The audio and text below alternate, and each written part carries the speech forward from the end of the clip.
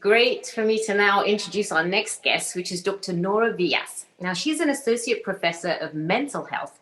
She's also a scientist, a motivational speaker. She completed her PhD in psychiatry at the University of London. And she's also published her research in international peer-reviewed journals and international conferences.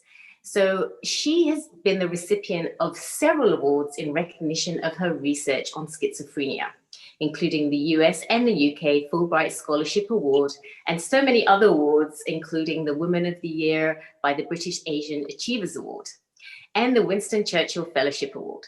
So it gives me great pleasure now to introduce Dr. Vyas. And she's going to be talking about mental health. She focuses on sharing a lot of her mental knowledge on an Instagram account that she has, which is at Mental Health Connect. So, Dr. Vyas, thank you for joining us on Healing Our Earth and allowing us to kind of get access to such amazing information, which sometimes is hard to find. Hi, Dr. Vyas. Hello, Dr. Dobee. It's such an honor, such a privilege to be on this platform. I'd also like to thank and welcome Simran. Thanks so much. It's been lovely listening to the amazing talks.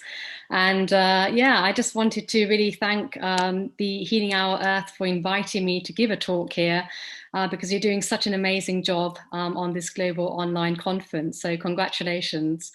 And of course, for everyone who's tuning in, I'd like to welcome you. Thanks so much for spending the last couple of hours listening to some inspiring talks. It's been fabulous.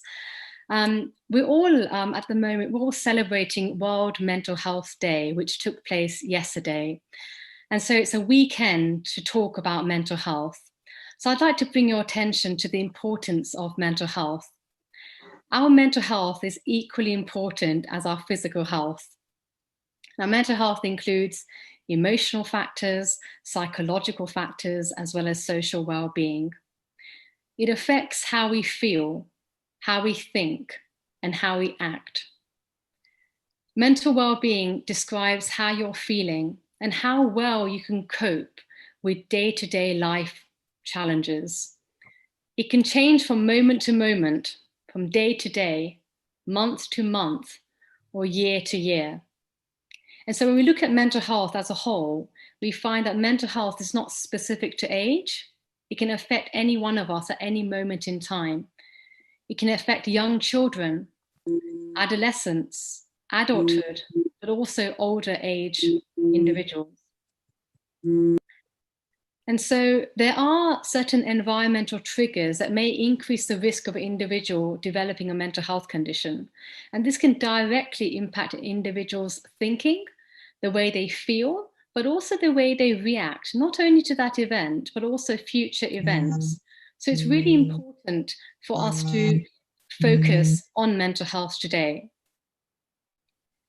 So upon reflection, I've been doing a little bit of reflection, and I find that mental health difficulties is a medical problem, just like when we have heart disease or diabetes or kidney problems.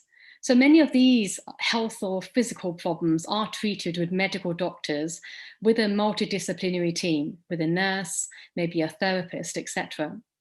So similarly, when we talk about mental health difficulties, we also visit doctors, or we may be meeting our general practitioners, but also therapists, nurses. We may have a key worker. If you're a child who has mental health conditions, you may also be associated with an educational psychologist, or maybe an art therapist. So this is all very common, that both of these factors or faculties, mental health and physical health, they're all the same. Now, the reason why we give so much importance to these two factors is because we find that physical health problems significantly increases the risk of poor mental health. And research has suggested that those individuals who face long-term physical health problems, they are up to 30 or 40% likely to develop a mental health problem. Now, that could be in depression, for example, like clinical or major depressive disorder, or generalized anxiety disorders, or GAD for short. So if we were to consider what exactly is good mental health, what does it entail? What we find is that good mental health is often associated with being able to handle or manage stress effectively. So even if you're going through lots of challenges, you're able to manage those. It's not that people who have good mental health have fewer stresses or less environmental factors that are actually affecting their mental health. That's not the case. It's actually very much similar, but the way we're able to manage it or handle stress differs.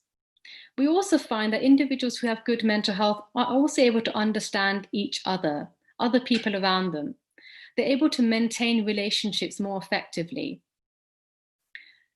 They're also able to make more appropriate more effective decisions. So when it comes to making decisions, if your mental health is quite poor, and if you're in a hospital setting, you might find that a doctor may say, I'd like you to sign the power of authority for this individual, because they're not able to make the right decision for themselves. They're not in good health at the moment. So these kind of settings within the clinical settings is very common.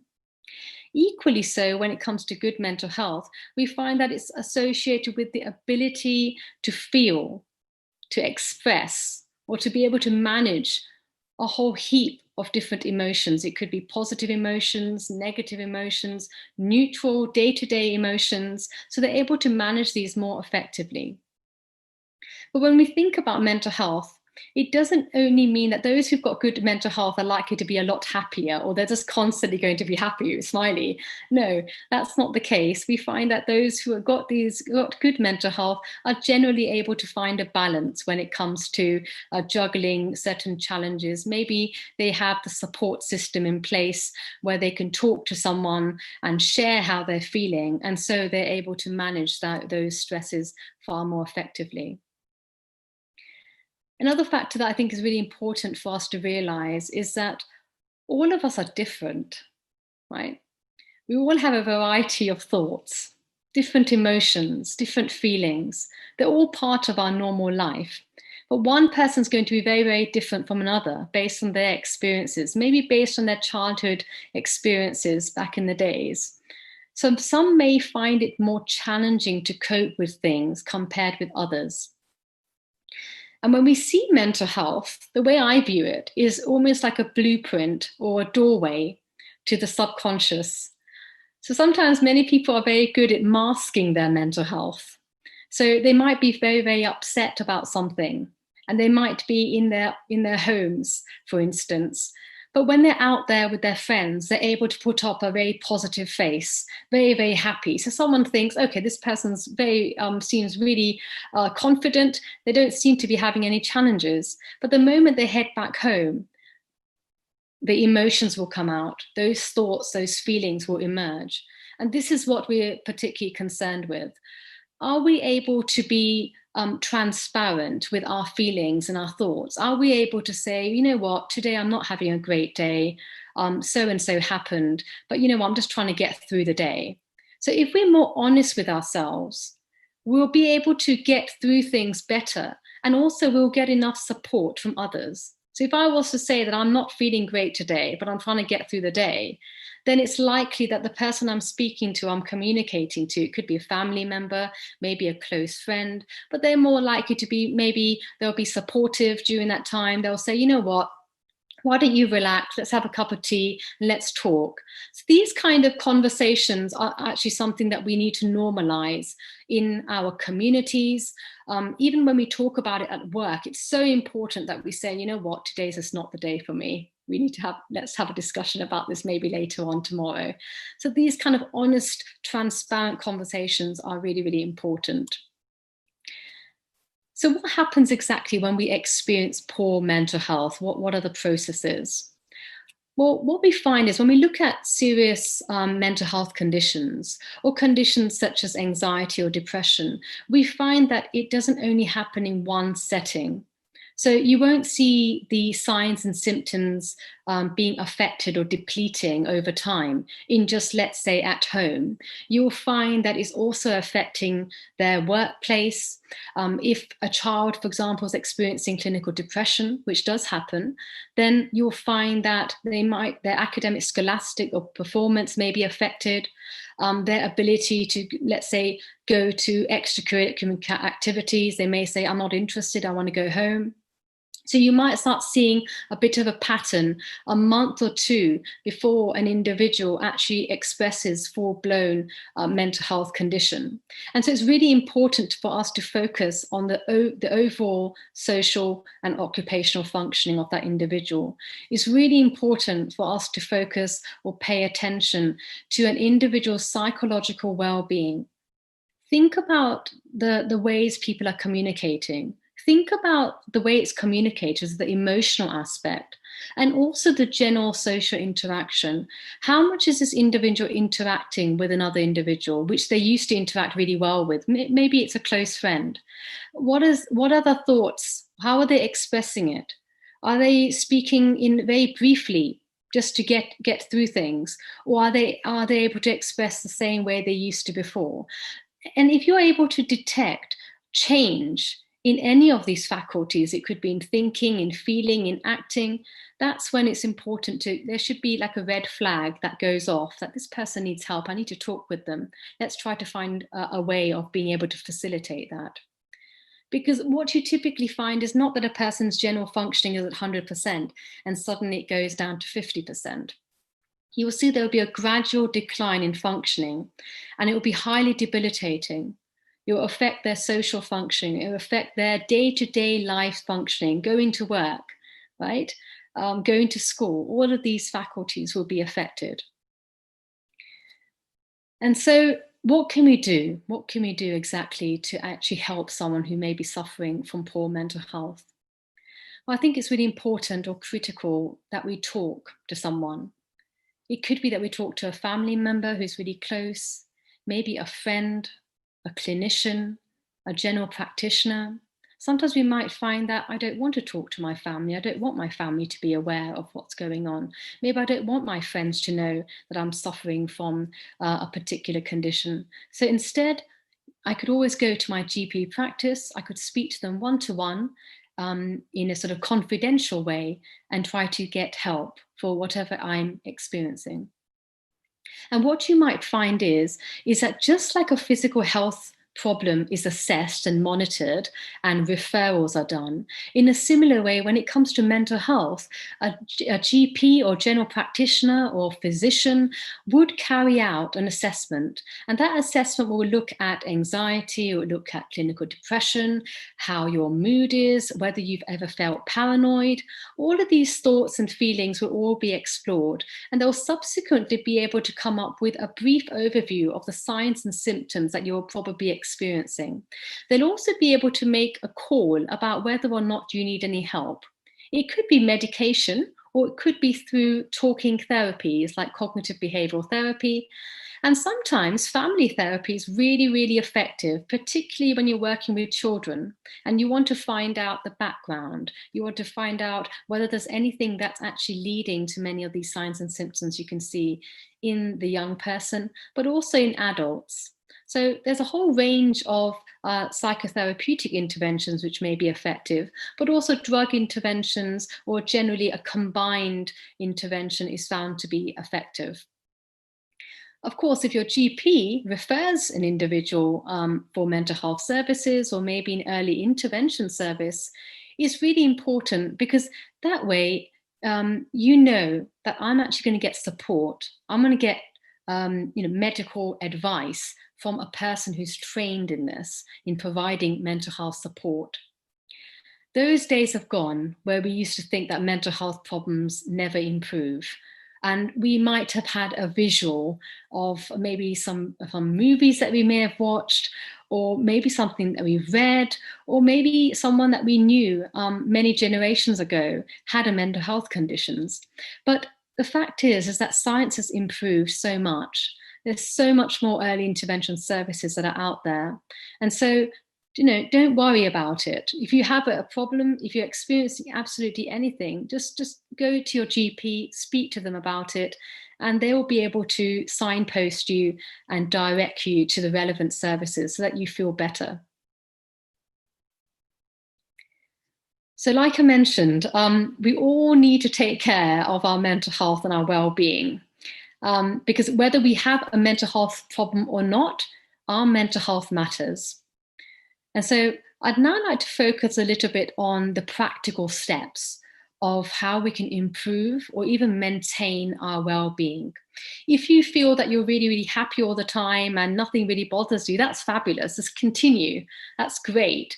But if you find that you keep having to wear a mask when you're outdoors, when you're interacting with people, and then when you're indoors, you're upset and you really need someone to talk to, then this is something that I think we need to draw attention to, and we really do need to seek help. So a couple of things we can do is we can make time for ourselves. I call it me time. And the reason why I call it me time is that we're so busy. It could be parents, could be children that are doing their homework, for example, or busy at home, or generally everyone in society. We are very busy. We are stuck in doing things. We're kind of almost lost. We don't give ourselves time for ourselves. So what I'd suggest is give yourself, even if it's like the last hour before you go to sleep in the day, so give yourself that time just to recuperate. Think about, how was the day? Was there anything that didn't go so well? Is there anything where I feel really good about myself? Something that I did. Maybe it's an altruistic behavior, something that I made someone feel really happy today. And just reflect. And as you reflect on these positive things, it will make your next day, the following day, so much more brighter and better, because you would have probably learned something from how today went. If it hasn't gone well, you've always got tomorrow. The second thing I'd suggest is building positive relationships. We are all social beings, right? If we feel that our family is there for us and we can talk to them, it's really important that we talk not only about the positive things, the wins. Let's say as a child, you've passed a piano class, right? One of the tests, or you've got through from green belt to brown belt in karate or something. So all of these things, these are positive things that we typically share with our family. But isn't it important also to share times when we're not feeling so good, when we're upset about something? There's something that's pulling our energy levels down. Maybe there's an individual who's not in the family, maybe outside, that's upsetting us. Is there a way to just talk about it, to just offload? And the reason why I'm stressing so much about this is because when we offload things, our cortisol levels tend to go down.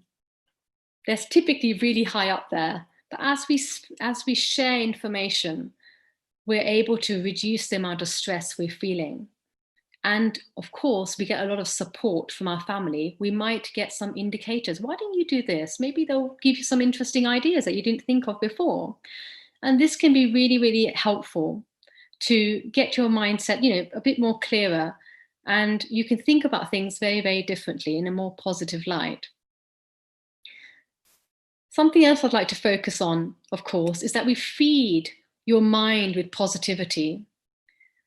Often we get tangled up in so many different things. People are pulling us from one direction to another, and we feel that we're just giving ourselves to different things, and that's fine. It's good to be able to contribute in different areas, but I think it's equally important for you to give yourselves time in the day. It could be early morning, and I do prefer early morning, where you just give yourself that time to reflect about how the day is going, how the day is going to go. Plan the actual the potential steps of what you're going to get done during the day. Maybe watch a motivational talk to kickstart your day. Something that's positive, right? Something which will reduce any forms of negative thoughts or feelings. And of course, start to watch the words we use when we communicate with ourselves in the morning. How do you feel? What sort of words do you say? Do you say good morning? Or do you go, oh God, I'm not looking forward to today? So it's the kind of words that you use to describe or how you feel in the morning. It's so, so important. Another factor that I'd like to point out is paying attention to your nutrition. So are you eating well? What's your diet like? Do you find that you're going more towards eating sugary foods, for example? We tend to do that when we're not feeling so great. So not the one-offs, but when we have lots of chocolates and biscuits and ice cream, those are comfort foods. And it's often done maybe when it's a bit doom and gloom, like sometimes the weather is as we're heading from autumn to winter. But also it may be an indicator from the mind, from within, that we're not feeling great. So you're finding ways of accelerating your neurochemicals, your dopamine and your serotonin levels. So keep an eye out and making sure that you have a really, really good balanced diet and you're having all the vital vitamins and minerals. Maybe get a blood test done to check whether or not there's any depletions in your iron levels or zinc or magnesium, etc. Because these things are really important and they're very much linked to multiple positive health outcomes. And they're really necessary for the regulation of many systems in the body. Of course, there's also keeping active. So how much exercise do you do on a weekly basis? Right? They often say about 30 minutes a day is often a good thing. You don't necessarily need to go to the gym or play a sport, but doing any forms of physical exercise, even walking in the park or across the field, it does boost your self-confidence, it boosts your self-esteem, and it helps you concentrate. I don't know if you've ever noticed, but if you've gone out for a walk, suddenly there's so much more activation within the body. You can suddenly focus your attention so much better. You may even find, and that's why I'd suggest that you just think about this, you might find that your sleep is far more better. The quality of your sleep has significantly improved after having had a bit of an active day. So if all of these things are going to improve your general well-being, then why not do it, right? It's something that can certainly help activate a very, very positive mindset. And of course, another thing that I absolutely love talking about is staying hydrated. Did you know that the brain and the heart are composed of 73% of water? Our lungs, right, got 83% of water in our lungs, and our skin, 64%. When we think about our muscles and our kidneys, 79% of water is found in this. And of course, even the bones are all very watery. About 31% of our bones are also found of water. So the evidence, of course, suggests that it's really important to stay hydrated. If you can stay hydrated, just have plain water. It can significantly improve any signs and symptoms of clinical depression. It can improve your general anxiety. And all of you may have seen some videos that have been going on live as well about how to drink water as well. So if you're sat like this, it's better to be sitting and drinking water than to be standing and drinking water. Equally so, it's important that you're not sort of, when you're drinking water, that it's done in a very sort of methodological way, in the sense that it's just slowly you're taking water, gulps of water, as opposed to doing it really like a flush of water. So the slower you do it, the better it works in terms of your general hydration. And a couple of more points I'd like to suggest in terms of improving your well-being is to spend time in nature outdoors. So not only walking, but even just being around nature, it can really help improve your mood.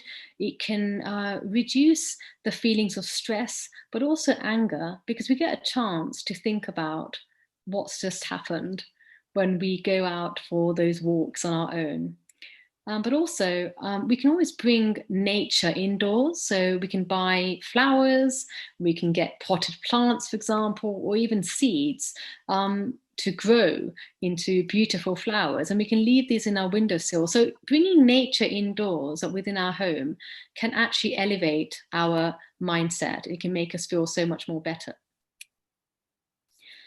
So we've talked about drinking water. We've also discussed about going into nature, the importance of being active, paying attention to our nutrition, feeding ourselves with these lots of positive thoughts. I'd now like to focus on our general physical health. So looking after yourself. How much do you take care of yourself? Right? So when you wake up in the morning, have a really nice hot shower, brush your teeth. Like do the thing. These are all normative, but sometimes people struggle. they struggle to think of what they're going to be doing in the morning. They find it quite difficult to set the tone for the day. So it might be important to have small goals. So get up and maybe wash your face. Think about maybe one or two plans of what you'd like to do today, those kind of things. So that will really set up the day in a positive way. And of course, many of us, you may have heard that they try to cope with difficulties through alcohol, or they may be taking drugs. Now, of course, this is something that I'd strongly advise that you try to avoid, because in the long run, it can make you feel worse. Because all you're doing is, when you're experiencing it could be a medical health problem, it could be a mental health problem. If you take drugs or take alcohol, all you're doing is you're getting away from your problem. Your problem's still there. So one way of being able to reduce your problem is, of course, by speaking to someone and, of course, getting advice. So that's something I'd suggest. And finally, try to get some really good quality sleep. Establish a routine, right? This will really, really help you get some regular sleeping patterns in place. And just maybe an hour before you go to sleep, try not to have any technology around you, like mobile phones. So be tech-free before you go to sleep. And this will really, really help you wind down. You can even try meditation. Some people really like yoga because it really allows them to relax. And that's something that you could potentially include during the day. Maybe 5 or 10 minutes of yoga, could be in the morning or maybe later on in the evening. And this really has been reported to show significant improvements in our general well-being. So just to summarize, really, mental health problems can help, and they can actually happen to anybody from all walks of life. And so there's nothing to be ashamed of, really.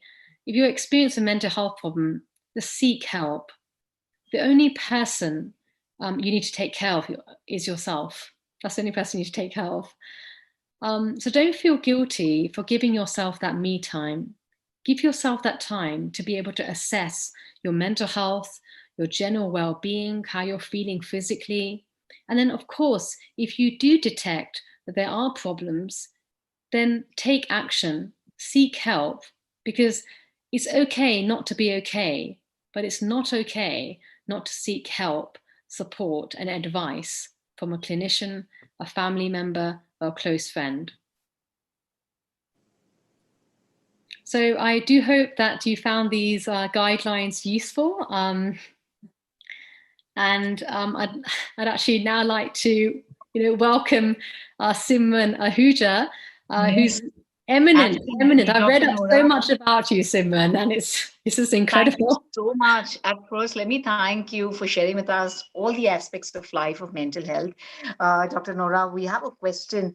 We'd like to ask you, most of us are working from home all across the world. So work is in abundance. It's not that we don't have work.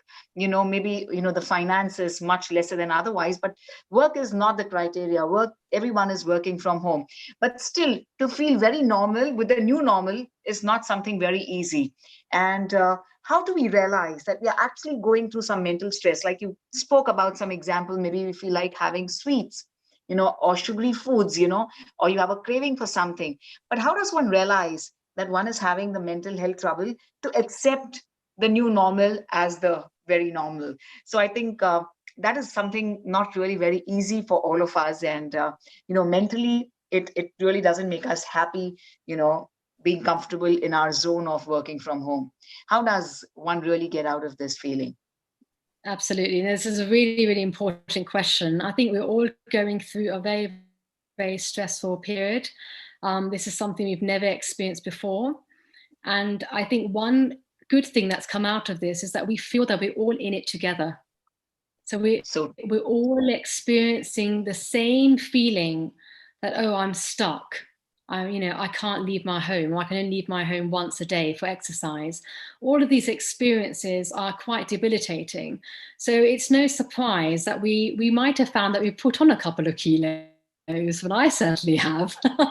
So this is something completely normal. And I'm not just saying this because I put it on, but I've heard from many people that I know that are, oh, I am eating lots of sugary foods lately. And this is something they haven't done previously. So it's completely normal. But I think one thing we can do at this time is to set some sort of agenda during the day. How is our day going to, what are we going to be doing on this day, because every day is going to be different. Every day is going to be a challenge. But if we have something like an agenda, it really helps us get through the day. And if we are eating in a sort of unhealthy way, maybe we can find slightly more healthier versions. So if we do want to have something sweet, we could, for example, go for a yogurt, or maybe go for some fruits, rather than, let's say, having a tub of ice cream, for instance. There's nothing wrong in ice cream as well. But what I find is that if we were having it regularly as a sort of a sugar toxification, kind of feel elevated, then it's not such a good thing in terms of, just because we feel more bloated, we might feel not so well. Maybe after 6 months, we'll think, oh, what did I do? So I think we just need to just have a plan, and not to be too hard on ourselves. If we have a day which isn't as we expected, that's fine. It's okay. We are going through a rough patch, and we just have to let go. It's okay. I'm so glad that you're talking about sugar, because obviously, being a dentist, I'm seeing such an increase in people getting cavities, tooth decay, gum disease because of this increased sugar that's happening, especially during the quarantine. And now that you've mentioned it, it's also affecting mental health, which is really important, because a lot of that younger generation, the teenagers and the children and the adults, are eating so much more sugar, and it's affecting their oral health, which in turn affects their systemic health, increasing risk of heart attacks, strokes, and other things. But you're also causing severe mental issues coming up. Absolutely, yeah. We tend to eat we tend to eat things which are just us satisfying ourselves, but it's on a very moment by moment basis. So today, right now, I'm feeling happy, so I won't necessarily go for a sort of a high sugar food. I might be, let's have a nutritional meal, let's have a nice meal together. That might be my thought. But if I'm not feeling so great, maybe if I'm alone, and this is something that we hear about all the time. When you're alone in the house, you tend to go for sugary foods. It's something that happens naturally, because we are social beings, and we might even have someone in our family who would be like, you know what, I've made a really nice meal today for you. Might be some paneer, for example, dare I mention it, or some really nice food, and you'd be like, okay, that's lovely, I'm going to treat myself today. And then there might be other days where you just want to go for that sugar kick. And absolutely, you're right that it can have a direct impact on our hygiene, on our teeth, for example. So what would you suggest we do? I mean, should we brush our teeth more, or what's the solution to that? Well, the first thing obviously is to try and cut down sugar, which is very difficult because sugar is so addictive. So just reduce the amount, and try and change sugar. Instead of having the raw sugar that's really unhealthy for you, you can have dates. So what I do is I make a cup of tea, and then I get a date, and I actually blend it in a mixer, and then I get my sweetness from that, because you want to go for the sugars that are just healthier for you, which is more the natural sugars. And then definitely more brushing and flossing at least twice a day. Rinsing out once you eat a sugary meal. And if you're going to have something like, let's say, Coca-Cola or something that has high sugar content, you want to be drinking the whole can in one go and not sipping it out throughout the day, so that you're not having constant sugar acid attack. So that should kind of help out a little bit. Well, that's lovely. But I had one question, because I've got we've got the two experts here. We've got Simran, who's the yoga meditation expert out there, and then we've got Dr. Nora. My question was, I'm reading a lot about mental health improvements because of meditation. And obviously now there's so much anxiety and depression out there that they're doing a lot of studies, and they're looking at monks, for example, and they're seeing their brain patterns are just so different. And if we do more meditation and yoga, we can actually build up our resilience so that we can handle situations that are more difficult. What can you say about that, Dr. Nora? And then Simran, I just wanted to know, is there something you can teach us today that can kind of quickly calm us down when we do feel anxiety? Yeah, for sure. Dr. Nora, you want to go ahead? I'll come in my Padmasana posture till then. Absolutely. And Wow, lovely. There's been lots of research that's been carried out looking at the effects of mindfulness meditation on cognitive functioning. So things like memory, attention, planning ability. And there's been evidence suggesting that there's significant improvements in these areas within, all of these cognitive domains.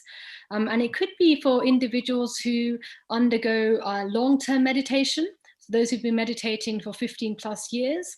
But also, if you look at the research, there's been evidence suggesting that even brief meditation for a period of 4 weeks, just 4 weeks, can significantly improve your concentration levels, maybe even working memory.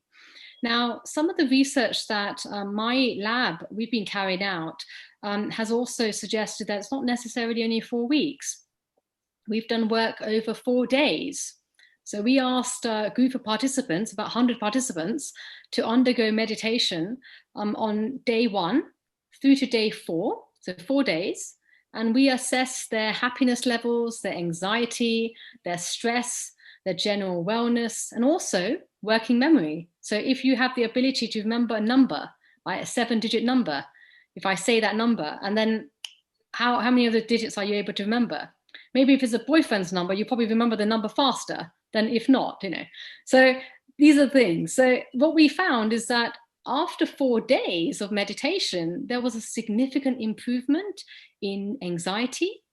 People's happiness levels rose. But also when it came to working memory, which is really, really important, it's an important faculty of prefrontal cortex, again, there was improvements in that area as well.